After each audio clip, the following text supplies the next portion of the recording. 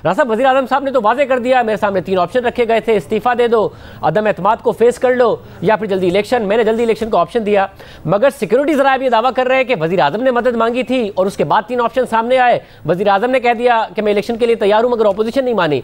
हर तरफ से अपोजिशन बीच में आ रही है, तो आप लोगों किसके कहने पर कर रहे हैं सारा का सारा काम? देखें, ये बात जो ज़राए के ज़रिए से हो रही है कि प्राइम मिनिस्टर ने बुला के किसी को कहा था कि उसकी मदद जो है वो की जाए, इस बारे में तो इनकी पहले जो प्रेस कॉन्फ्रेंसेस हैं उनमें भी ये बात आती रही है। फिर इनके वज़रा जो हैं वो गुफ्तगू करते रहे ये, और यकीनन ये बात ज़्यादा करीने क़यास है कि प्राइम मिनिस्टर ने ये कहा होगा कि उनकी जो है वो मदद की जाए। और इस मरतबा इस्टेब्लिशमेंट जो है, इसमें कोई शक नहीं है कि उन्होंने इस पूरी एक्सरसाइज में ना तो किसी की मदद की है, ना किसी की मुखालफत की है, और अगर किसी ने उनसे कोई बात की है तो उन्होंने अपने तय जो उन्हें मुनासिब मालूम हुआ उसके मुताबिक उन्होंने जो है वो मशवरा दे दिया।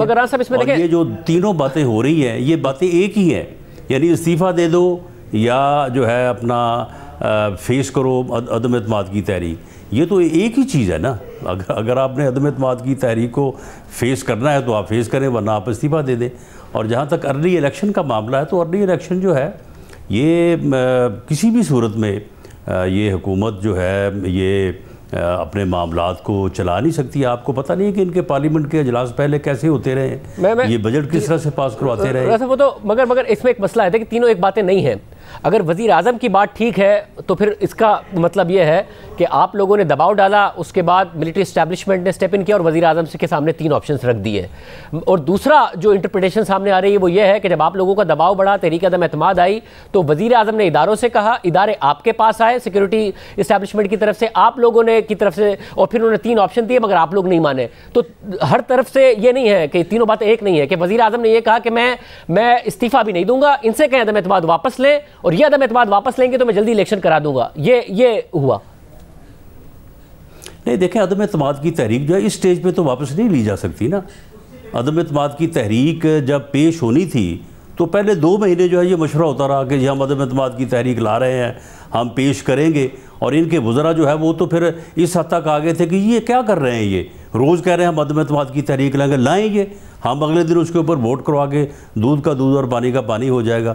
जब फिर हम ले आए तो उसके बाद जो है वो अब ये डिलेइंग टैक्टिक्स नहीं खत्म। फिर मुझे ये बताएं, आप ये जो है वो मतलब आपके बाद आपसे बात करके सिक्योरिटी इस्टेब्लिशमेंट गई थी वज़ीर आज़म के पास, या वज़ीर आज़म से बात करके आपके पास आई थी सिक्योरिटी इस्टेब्लिशमेंट?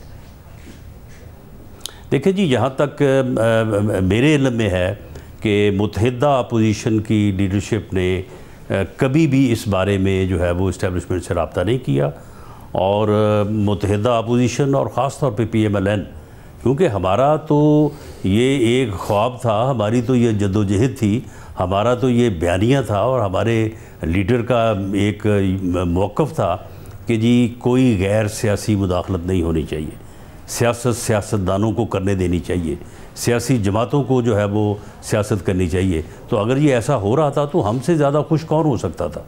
तो हमने तो इस बारे में कत्तन किसी से ना कहा है, और मेरा नहीं ख्याल कि अपोजिशन की दूसरी लीडरशिप ने भी इस बारे में कोई बात की हो। तो जब वज़ीर आज़म इस्तीफ़े के लिए मान गए थे, अर्ली इलेक्शन के लिए मान गए थे, तो ये जो अदम इस्तेहकाम है उसके लिए बेहतर ना होता आप विड्रॉ करते अपनी अदम एतमाद, और वज़ीर आज़म उसके बाद अर्ली इलेक्शन कॉल कर देते? आप लोगों ने इंसिस्ट किया कि नहीं पहले इस्तीफ़ा दें, ऐसा नहीं हो सकता कि हम विड्रॉ करेंगे?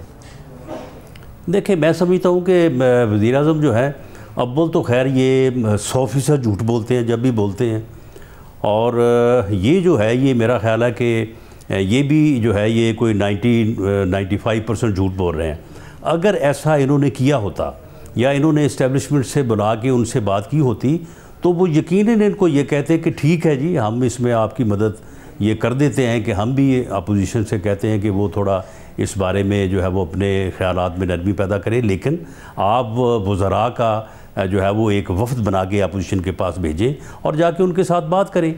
जो फैटफ का ला था, आपके इल्म में है कि उसमें वो तो कह दिया ना वज़ीर आज़म ने कि मैं वो इंटरेस्टेड थी। मैं नहीं बात करूंगा इनसे, शहबाज शरीफ से और इनसे मैं तो किसी से बात नहीं करूंगा, तो इसलिए उन्होंने एस्टैब्लिशमेंट को ये जवाब दे दिया था कि मैं असेंबली बाद में तहलील करके कर दूंगा, आप विड्रॉ करा दें। तो आप लोग नहीं माने ना, जब आपके पास एस्टैब्लिशमेंट पैगाम लेके अगर अपोजिशन से वो बात भी नहीं कर सकते तो फिर घर जाए ना, बनीगाला में बैठे हैं वहाँ पे, प्राइम मिनिस्टर हाउस में बैठने का उनका तो फिर कोई जवाब नहीं बनता, क्योंकि ये जो सिस्टम है, ये जो निज़ाम है, इसमें कायदे, इसमें इख्तलाफ और कायदे वान अगर आपस में बात भी ना करें तो ये निज़ाम आगे चल नहीं सकता। और यही वजह है कि ये नहीं चला। वैसे अगर तबाही हुई है, सिस्टम की तबाही हुई है, मुल्क की तबाही हुई है, इकॉनमी की तबाही हुई है। कोई एक तबाही तो नहीं हुई जो 3.5-4 साल में किसी एक का नाम लिया जा सके। मतलब अगर आपने जनरल फैज़ के ऊपर इशू बनाया, वो कह रहे हैं कि एक तो अफगानिस्तान का फॉल आउट था, दूसरा देखें जितनी भी इंस्टेबिलिटी आई है, मैं तो चाहता था और मैं अपनी काबीना को भी बता रहा था सर्दियों में ये होगा, तो वो तो वाज़ेह इशारा कर रहे हैं कि आप लोगों ने ये करना था, इसलिए वो चाहते थे जनरल फैज़ को रखना। नहीं, आप बताएं कि जनरल फैज़ के ऊपर हमने क्या इशू बनाया, मुत्तहिदा अपोजिशन ने क्या इशू बनाया? आप लोगों ने तनकीद की, उनका नाम ले लेंगे। आर्मी चीफ जब ब्रीफिंग पे आए हैं 2 मरतबा पार्लियामेंट में, तो उन्होंने जितनी सराहत के साथ, जितनी तफसील के साथ, जितनी एबिलिटी के साथ उन्होंने अपोजिशन के क्वेश्चंस का जवाब दिया है, अपोजिशन को सेटिस्फाई किया है, क्योंकि वहाँ पे गवर्नमेंट के लोग भी थे लेकिन बात तो ज़्यादा अपोजिशन के लोगों ने की। तो इसलिए हमने उसमें क्या मसला बनाना था? ये आर्मी का एक इंटरनल इशू था कि किसने ट्रांसफ़र होना है या किसने किस जगह पे कितनी देर स्टे करना है, इसका अपोजिशन से या गवर्नमेंट से तो कोई तल्लक नहीं है। वैसे पे टेलीफोन कॉलें करता कौन था? मैं अभी एमक्यू क्योंकि कहती है कि पहले टेलीफोन कॉल्स आती थी, मैं उनसे भी पूछ लूँगा, मगर फिर कौन करता था जिनके ऊपर आप तनकीद करते थे? पेशावर से कौन कर रहा था? तो आप लोगों ने इशू पर वज़ीर आज़म कह रहे हैं मैं तो चाहता था मुल्क के हालात में स्टेबिलिटी रहे, इसलिए चाहता था मैं, मेरे कोई ऐसा मसला नहीं था। नहीं, देखें, एक इंटेलिजेंस एजेंसी है जिसकी इन्वॉल्वमेंट थी, और ये वज़ीर आज़म से बेहतर कौन जानता है। ये 2020 में मैं आपको बता दूं कि यही 22 लोग थे, ये बजट पास करने के लिए नहीं आ रहे थे, ये नाराज़ होकर घर बैठे थे कि जी हमारी कोई इज़्ज़त नहीं है, हमारे हलकों में जो है वो हमें लोग जो है वो तंग कर रहे हैं। तो उसके बाद इन 22 लोगों को लाने के लिए बताएं ना वज़ीर आज़म साहब, ये कहते हैं मैं बड़ा सच बोलता हूँ, फिर सच्ची बातें करें। सच इन्होंने जो है वो आप बोलना है, साथ झूठ मिला के, साथ इल्ज़ामात लगा के, और कहते ये हैं कि जी हम करैक्टर असैसिनेशन करेंगे, मगर करैक्टर असैसिनेशन इनकी नहीं। चले, आपने अब उनकी बात नहीं मानी, बीच में मिलिट्री एस्टैब्लिशमेंट पड़ी, आप लोगों ने उनकी बात नहीं मानी कि मैं असेंबलियाँ तहलील कर दूंगा, ये अपनी विड्रॉ कर लें और मैं अर्ली इलेक्शन कॉल कर दूंगा। नाउ अब वो कह रहे हैं कि अब ऑफर ही नहीं की, अब लाख बंदा खड़ा हो। किसने ऑफर नहीं की?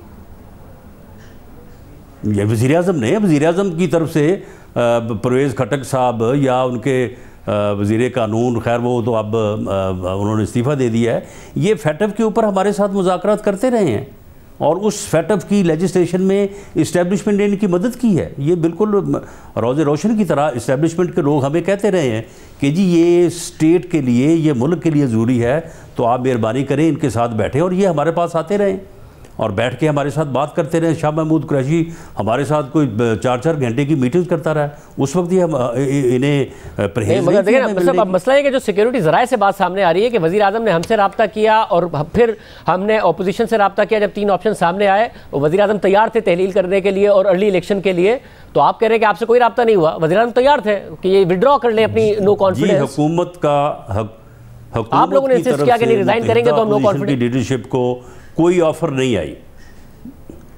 तो फिर तो वज़ीर आज़म भी गलत बात कर रहे हैं, सिक्योरिटी ज़राए भी गलत बात कर रहे हैं।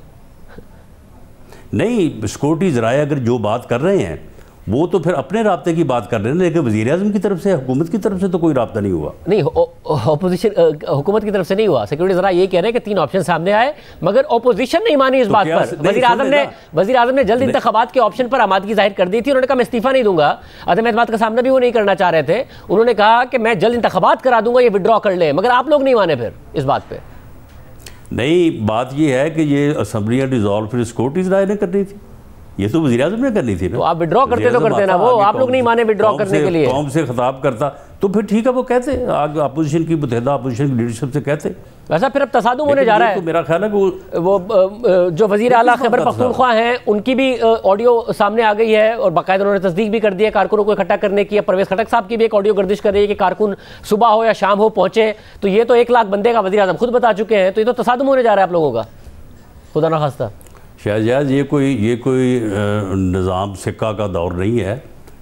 सुप्रीम कोर्ट ऑफ पाकिस्तान में अटॉर्नी जनरल ने गवर्नमेंट के बिहाफ पे, स्टेट रियासत के बिहाफ पे बहुत वाज़े कैटेगोरिकल स्टेटमेंट दी है कि रेड जोन में कोई बंदा जो है वो दाखिल नहीं हो सकेगा, और हम इस बात को इंश्योर करेंगे कि तमाम वो मेंबरान MNA साहबान जो आना चाहें, उनका तल्लुक किसी भी जमात से क्यों ना हो, उनको आने में, उनको अपना वोट कास्ट करने में, उस वोट के काउंट होने में, उनको वापस जाने में कतन किसी किस्म की कोई इंटरफेरेंस नहीं होगी।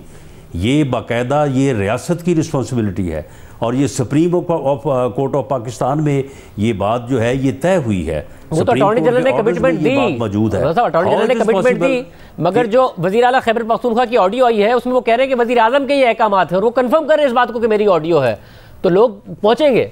परवेज़ खटक साहब की भी है, अगर तो ये तो क्लैश होने जा रहा है। वो अपने ज़ाती वज़ीर आज़म अगर अपने ज़ाती मकासद की खातर मुल्क में अनारकी जो है वो फैलाने की कोशिश करेगा तो मैं समझता हूँ कि रियासत और उसके अदारे जो है उस चीज़ को रोकेंगे। वैसा मगर अब लॉ मिनिस्ट्री मिल गई है फवाद चौधरी साहब को। अब ये भी खबर सामने आ रही है कि बेल कैंसिल करके शहबाज शरीफ साहब और हमजा शहबाज को गिरफ्तार ही कर लिया जाए। अब एक आपका वज़ीर आज़म का उम्मीदवार है, हमजा शहबाज का आप अनाउंस कर चुके हैं कि वज़ारत आला का उम्मीदवार है, तो दोनों ही गिरफ्तार हो जाएंगे। फिर कहाँ खड़ी होगी आपकी तहरीक एतमाद?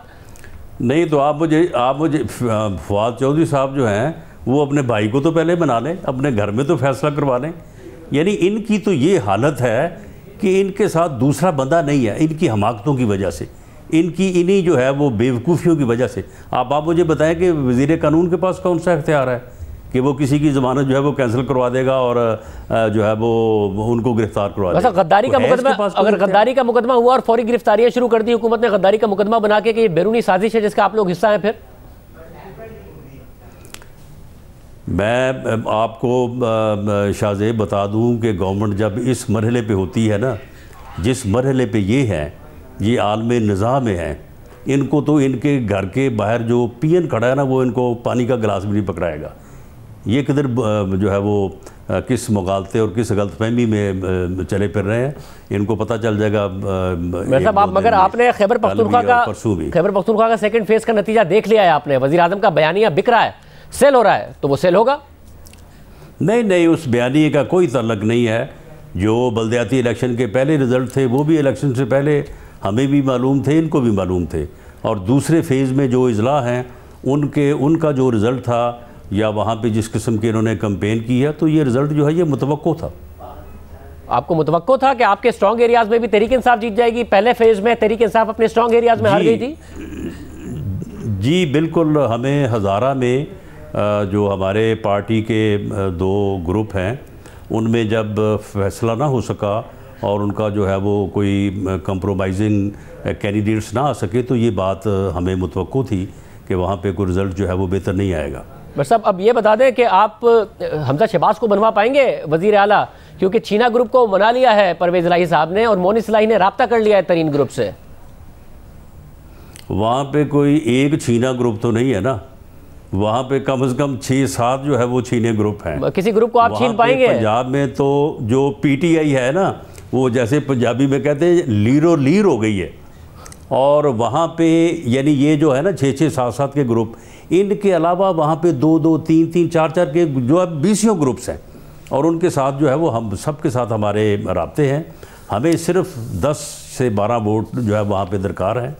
हमजा शहबाज शरीफ बतौर कायदे इस बेख्तलाफ वहाँ पे 3.5-4 साल से उनका सबसे तल्लक है, सबसे उनका मिलना है, तो वो बड़ी आसानी से जो है ये टारगेट जो है वो हासिल कर लेंगे।